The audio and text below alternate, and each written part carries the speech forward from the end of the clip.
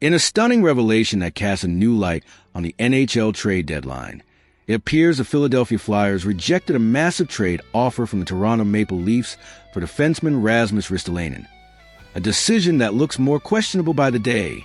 General Manager Danny Briere stood firm, a choice that preceded a disastrous turn of events for the veteran defenseman. The report, originating from a league source cited by Bruce Garriock of the Ottawa Sun, is blunt and powerful. The Leafs offered the moon and couldn't get him out of there. This single statement reframes the entire narrative around Philadelphia's deadline strategy.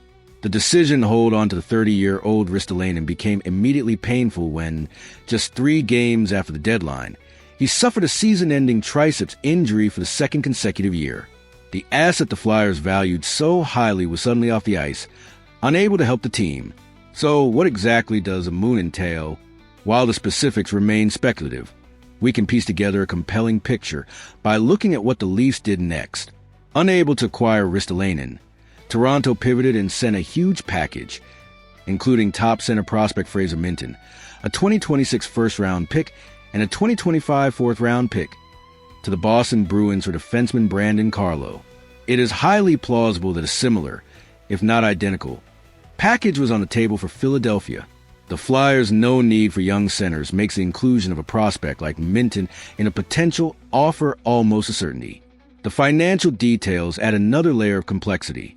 The Flyers, having already used all their salary retention slots in other deals, could not retain any of Ristolainen's $5.1 million cap hit.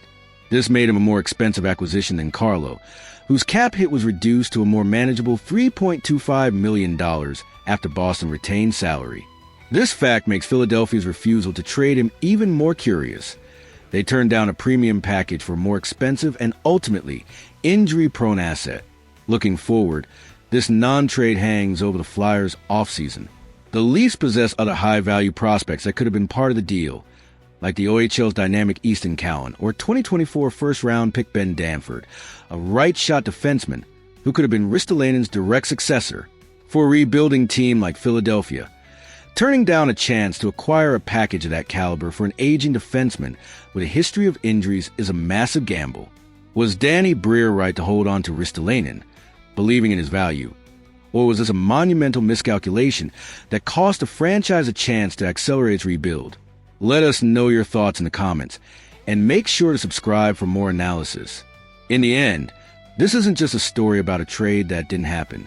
It's a story of what might have been a high-stakes bet on a veteran player that, in hindsight, appears to have backfired, leaving fans and analysts to wonder what the future could have looked like. Report: Maple Leafs eyeing Panthers stars in bold offseason plan.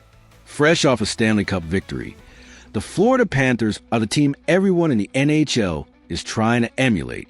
But for the Toronto Maple Leafs, the plan might be more direct. If you can't beat them, sign their players. As the offseason gets into full swing, a new report suggests the Leafs are preparing to raid the Champions roster. According to Nick Kypreos of the Toronto Star, the Maple Leafs are planning to make a serious run at key members of the Florida Panthers.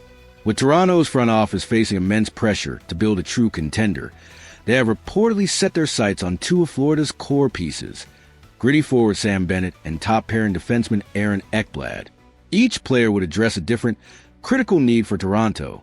Sam Bennett embodies the playoff intensity and physical edge that the Leafs have desperately lacked. He was a driving force in Florida's championship run, and his style of play is exactly what many believe Toronto needs to succeed in the postseason. However, prying him away from the Panthers will be difficult. After his stellar performance, it's widely expected that Florida will make every effort to re-sign him. That makes Aaron Ekblad the more likely and arguably more impactful target. For years, the Maple Leafs' primary weakness has been their defense.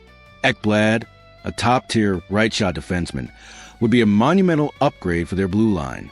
Rumors suggest that due to salary cap constraints, the Panthers might allow Ekblad to test the open market. This presents a golden opportunity for Toronto to acquire a player who could fundamentally change their defensive capabilities. This isn't just about filling roster spots.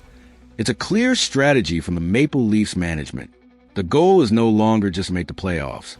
It's to win the Stanley Cup.